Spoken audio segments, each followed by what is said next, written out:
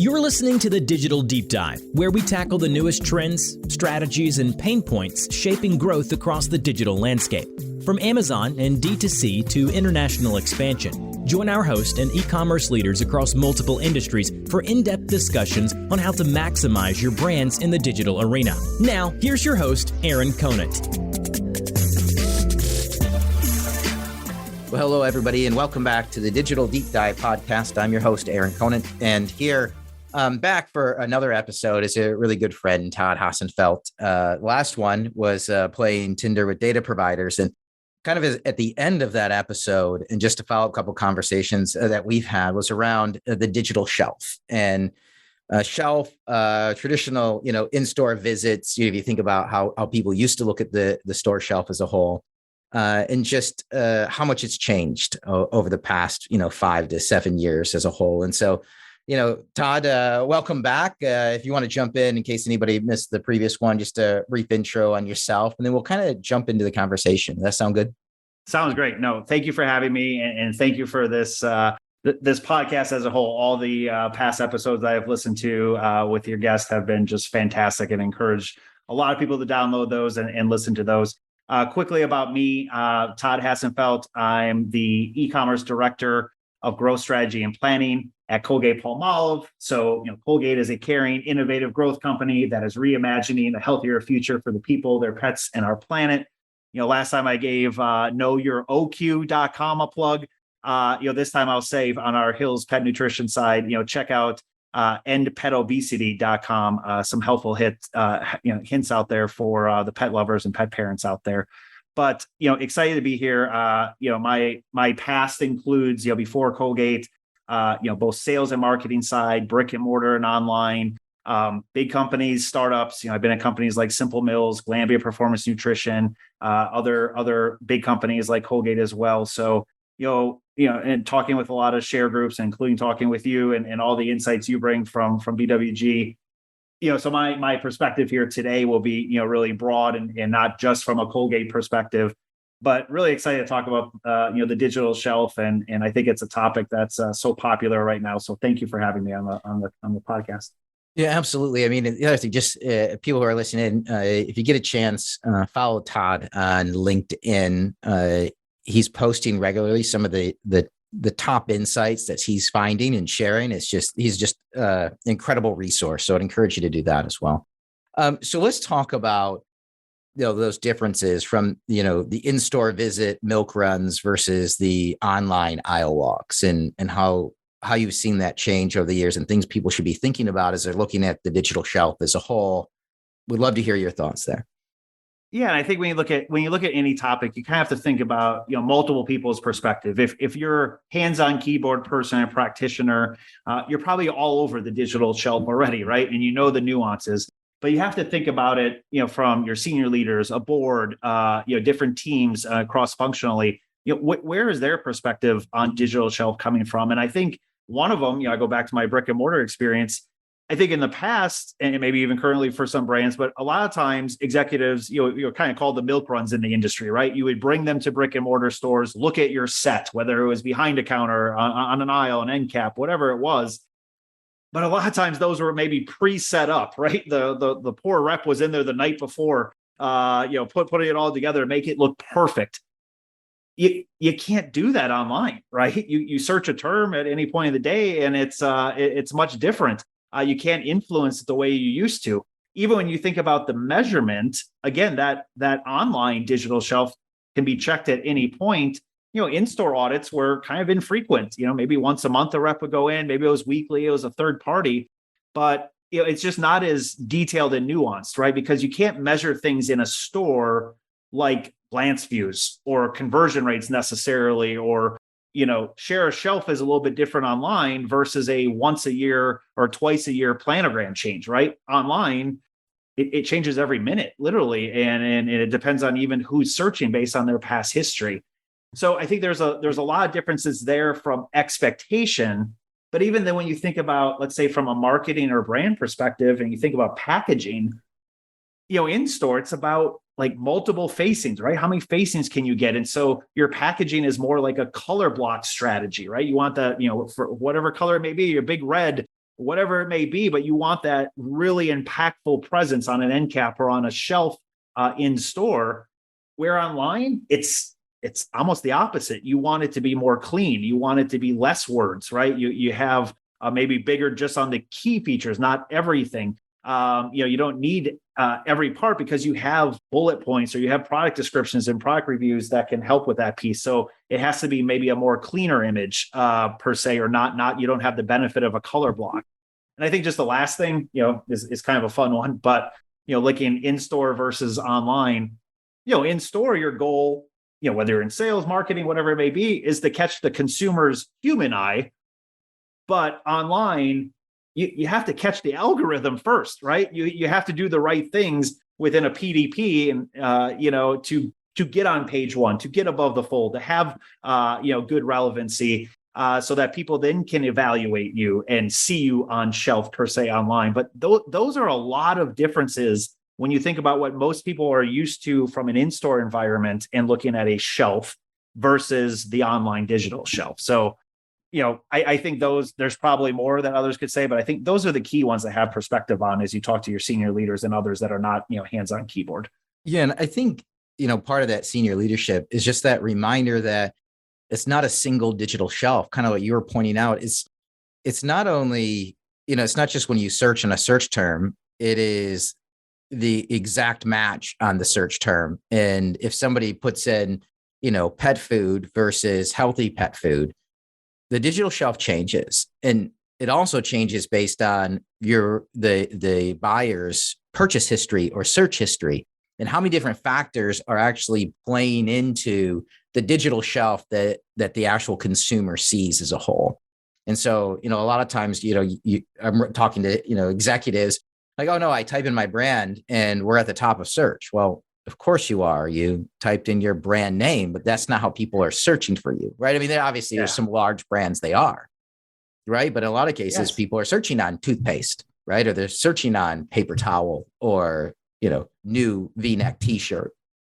And even which site you're on. You could search the same, whether it's branded or non-branded, right? But you could go to 3 different sites, and maybe because of the sophistication of the site or the keyword relevancy or the auction density kind of on that site, if you're looking at paid, how many slots are paid versus organic? Do they have video capability? I mean, that experience is 3 different experiences, right? And that's the nuances that you have to balance of trying to explain how difficult it is or how different it can be from site to site, but yet have people with a foundation so they know what success looks like. No, I love it because you're right. A lot of people hear digital shelf and they immediately just think of Amazon, right? But how many different factors go into, and that's the other thing is when you look at, a lot of people have a syndication tool that's kicking out the right assets to all these different retailers. But when you look at Google and what they're doing on their indexing side, pretty soon here, I think it's going to be 3D AR is going to be a huge benefit on how Google indexes you. From an imaging standpoint. So then we're going beyond even, hey, what are the 6 different images you have there? Do you have the next level of images that the platforms are looking for as a whole? And and probably not only the difference is there, but it's a bad name, digital shelf, but this isn't only digital. It's not only online, right? This impacts offline too. And there's plenty of data out there to support that, right? I mean, McKinsey has it like at 75% consumers are researching things.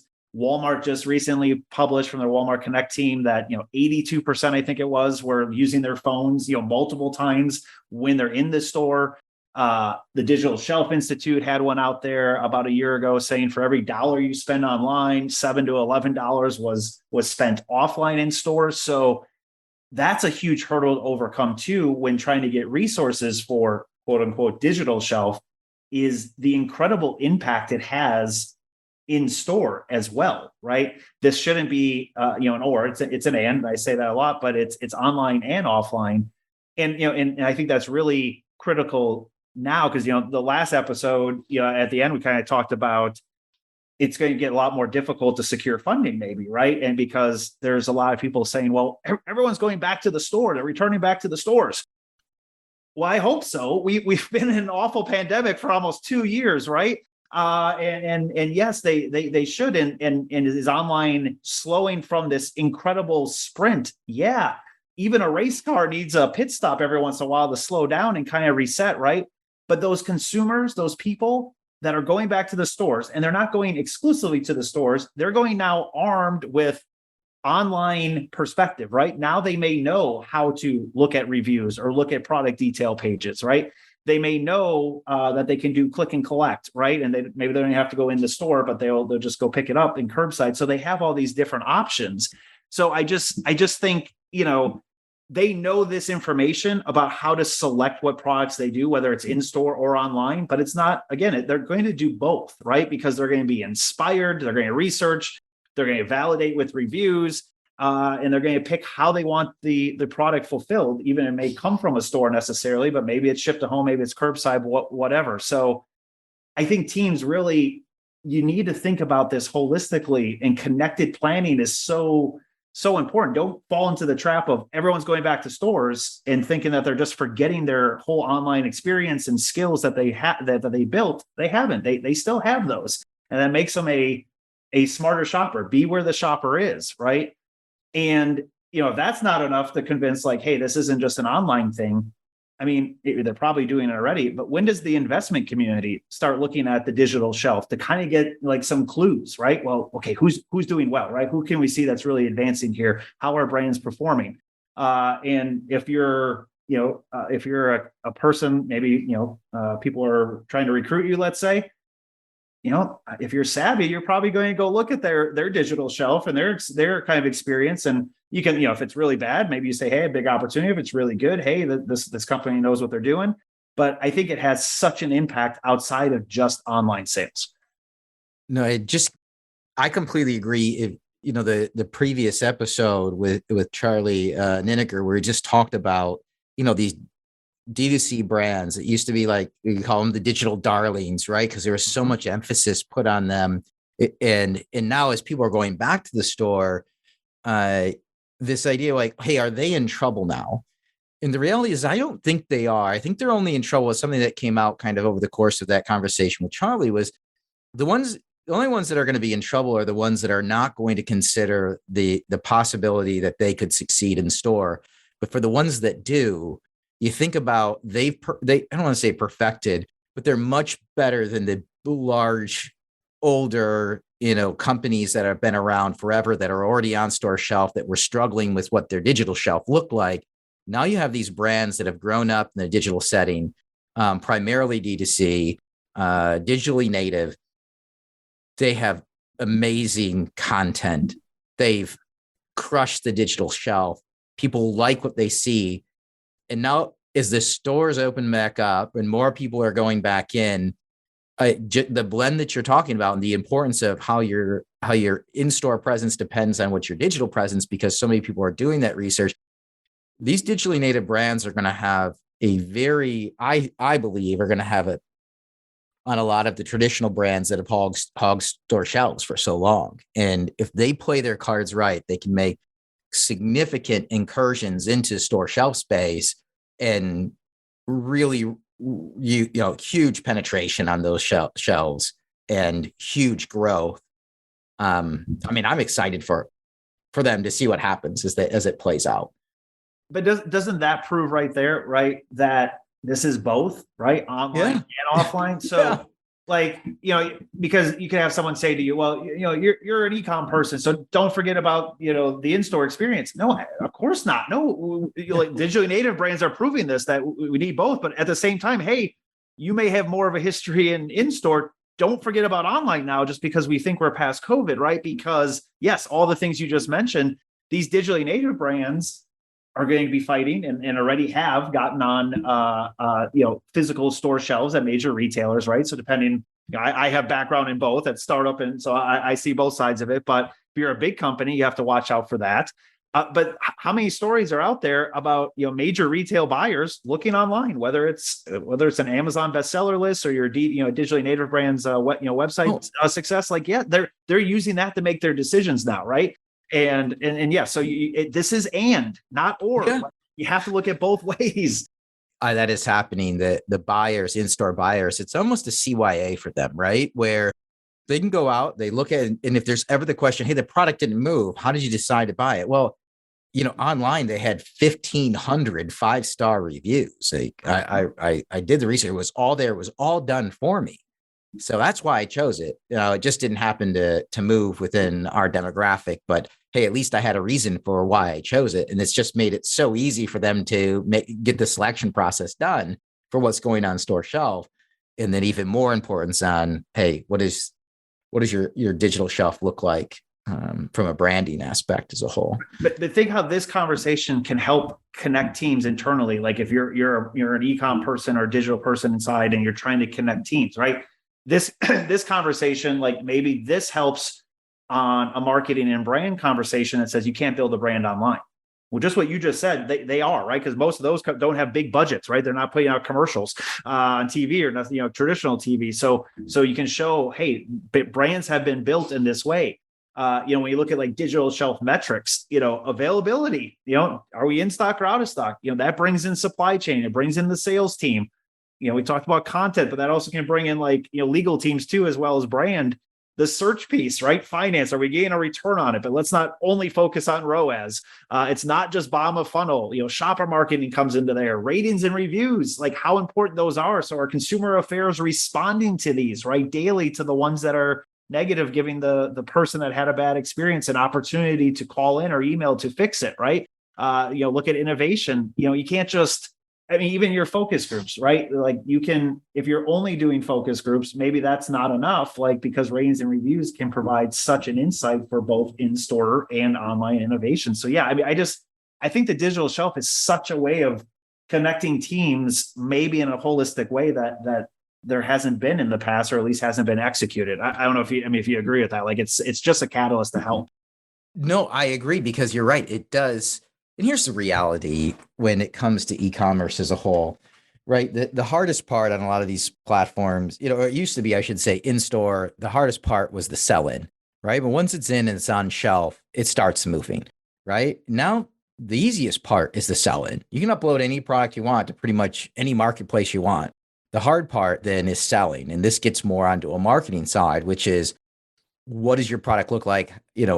What is all the content that you have built up, behind it? Not only the imagery, but also, the bullet points, the product descriptions, the A+ detail pages, everything else that goes behind it.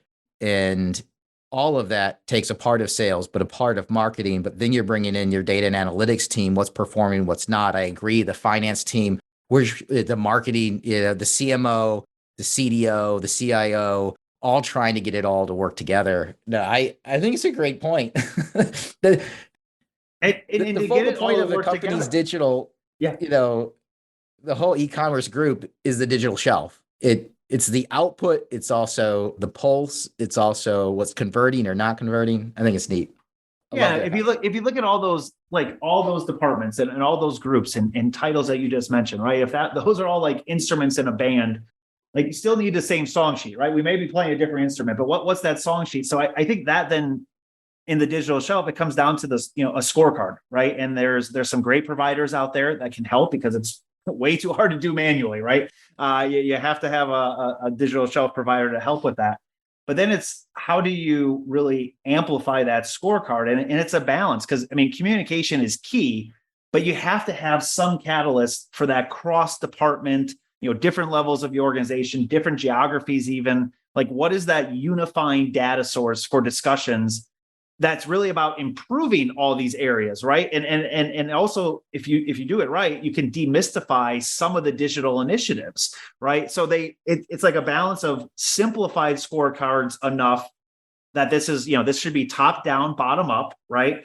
So simple enough for the top that they're not hands-on keyboard, they're not going to have all the nuances, but they can compare and contrast across markets, across retailers, whatever it may be. But then also enough detail for the hands-on keyboard practitioners that, yes, it's relevant, but then they can take it from there and have more of the deeper discussion at the appropriate levels, right? But these scorecards, it's the balance of, it's not perfect. Again, it's not that milk run.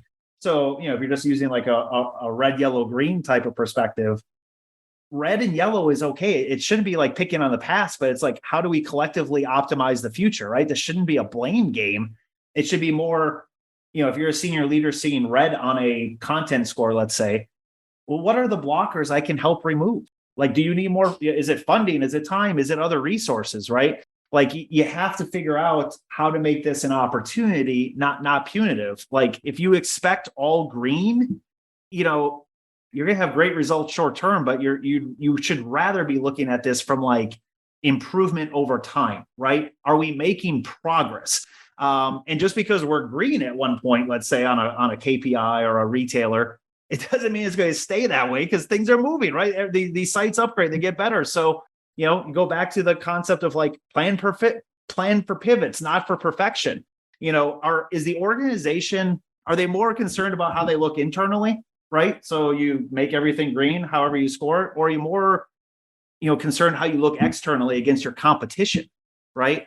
But if you get that right balance and you're more concerned about how you look externally, then that scorecard can probably resonate, with the C-suite in securing more resources, having people understand the importance of the digital shelf is online and offline. There's a return on investment with improved scores, right? End of the day, this should help with, awareness and sales. But, also when things go well, like celebrate team successes. We probably don't do that enough either. So, I mean, the scorecard is so critical to this, but you have to factor all those things in, and it's not easy, right? Finding that balance. But, I'd rather look good externally than internally, right? I think it's the athlete in me where practice should be harder than the games, right? If you weren't pushing your teammate in a productive way in practice and trying to make, everyone get better, well, that would come out in the game. Then you lose your games. And I was like, oh, I probably should have worked it harder in practice. Like, same mentality here, in my opinion.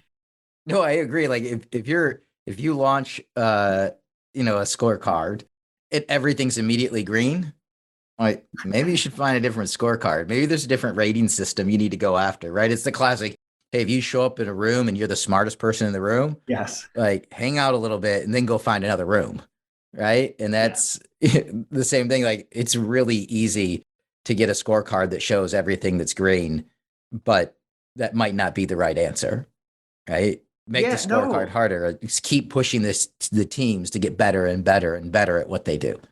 Yeah, because I think we're all trying to figure out that concept and all, the truly the holistic planning, right? There's so many lines that are blurring, whether it's between store and online, brand and performance, social or shoppable media, right? Sales and marketing, all those, right? And there's probably others.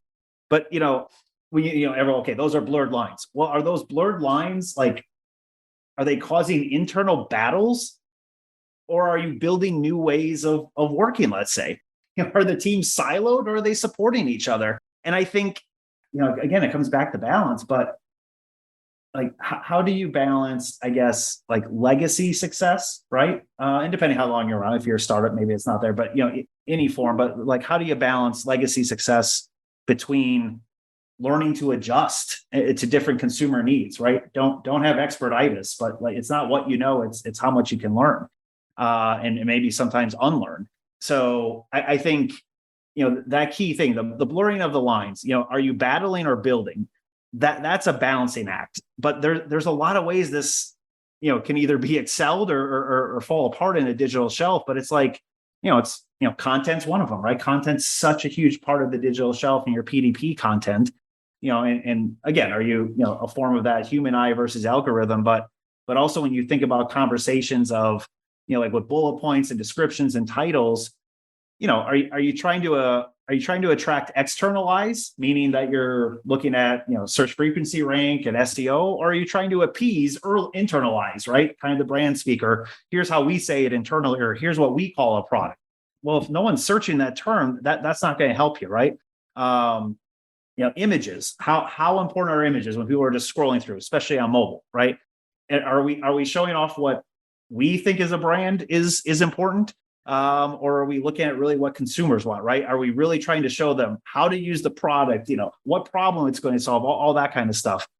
And then, this isn't set and forget. How frequent are those updates, right? Are you, from a content perspective, are you changing them as needed? Or is this like, once a year we look at it and that's it? If you're only looking at it once a year nowadays, you're falling behind. And I think sometimes Prime Day is that catalyst. Okay, well, Prime Day will change everything once, right? That's not fast enough. So, how do you get how do you avoid that trap with teams, whoever's in charge of content to say, well, I don't have time to update it, but I'm not giving you permission to update it either, right? Like, how do we truly kind of, work together on it? I mean, you could have similar things like with search, right? Search gets, retail search gets to be so complicated, but as much as people are using, Amazon to start their product searches, again, this isn't just bottom of the funnel, ratings and reviews. We talked about how can you use those in terms of, either instead of or in conjunction with, focus groups. But, it's interesting, McKinsey had a study out there recently that said, when you think about ratings and reviews and let's say the legacy way of looking at focus groups, 75% of innovations fail within 3 years, right? And 50% of the innovation portfolios deliver negative ROI. Well, there's probably room for improvement there, right? So how do we all work together, to kind of get better at this? The last thing, we talked a little bit last time about data, but when you look at digital shelf data, when those scorecards come out, right? Is any provider, same with the e-com sales and share we talked about last time, nothing is perfect. There's holes in all of these, right? It's a complicated thing. So as teams, when you look at the data, the digital shelf data, are you spending like more time battling about the outliers and looking at the one thing that was missed or the one thing that was wrong? Or are you really building solutions like for better outcomes, right? It goes back to that. Are you battling or are you building? But I think what's helpful in the digital shelf, you may say, oh, that scorecard's wrong because the review count's not right or the content score can't be right. You can rely on then the image. Go pull up the PDP and screenshot it, right? And show, here's what the consumer's showing or seeing, right? I think that's like mic drop. If there's an issue, it's shown right there. Again, it's progress over perfection. It's not about who's right or who's wrong. It's what is the consumer seeing? What are people seeing? So like you just need the teams. And again, this is difficult, like connecting all these dots, but you need the teams to be like engaged and efficient, not inefficient. So engaged and efficient, not, I don't know, like separated and spending foolishly. So, not easy, but if brands do this and people, if brands act as teams and not as individuals, I think long-term, everyone can win, if you look at it that way. No, I love it. Fantastic. And I completely agree. I think it's almost another whole, there's probably 15 episodes actually, if we talk about e-commerce team structure, teamwork as a whole, cross-functional education. I mean, these are things that we've talked about before, right? Is how do you get everybody on the same team? How do you get everybody up to speed, especially at the rate that digital and e-commerce is changing the landscape? It's hard to keep everybody across all the teams on the same page when, they have different mindsets. I mean, you have the R&D, you have, the marketing team, the sales team, the data and analytics team, the IT team, getting everybody consistently. And that gets exponentially harder at larger organizations, right, than it is at a smaller where there's 20 people total. Yeah. So I mean, agree. I mean, something like quotes can help with that, right? Or just kind of take an analogy or different perspective. I mean, a couple of quotes that could help with this around that concept is there's one that's like, our ability to grow is directly proportional to an ability to entertain the uncomfortable. Yeah, like it's not easy changing, right? So that piece is like, but you don't grow unless you are a little bit uncomfortable, right? So that's one. And then I love like Rashad Tabakawala. He does a Sunday newsletter every Sunday, sends it out. But he has said like change is hard, but irrelevance is worse. Like that's really like that goes back to the you try and be more internal or external looking good, but if you don't share, like if everything you share in terms of a scorecard or how your team is doing or your department, if it's all with the, say the perfect Instagram filter, right? I got the perfect filter on it. All looks perfect here. Well, you're not really helping other teams then to kind of avoid the same pitfalls potentially, right? Like if you don't share those imperfect parts, the other teams could, now they're not going to avoid them. They're going, and it's just inefficient. And then ideally, if you get really good yourself, you're all over your competitor's digital shelf too, right? But how many brands are that far along, right? You're still trying to figure out your own, but are you really analyzing your competitors as well and to be more efficient? So yeah, it's all about connecting the dots. It's that balance, right? Don't battle, build something. I tell my sons, I have 2 young sons, Alex and Jake, they're 7 and 5, and they always like battling with their dinosaurs. I'm like, when are they going to be building something, right? Like, why are they always battling? Like, why are they, like, how do you build something? But I think that happens in adult life too. Like, how do we look at this to build versus battle? Well, love it. Love it. Thanks again, Todd, for your time today. Thanks for being such a great friend, partner, supporter of the BWG Connect Network. With that, we're going to wrap up this episode of the Digital Deep Dive podcast. If you liked it, we encourage you to subscribe, leave a review, and look forward to continuing our digital journey together.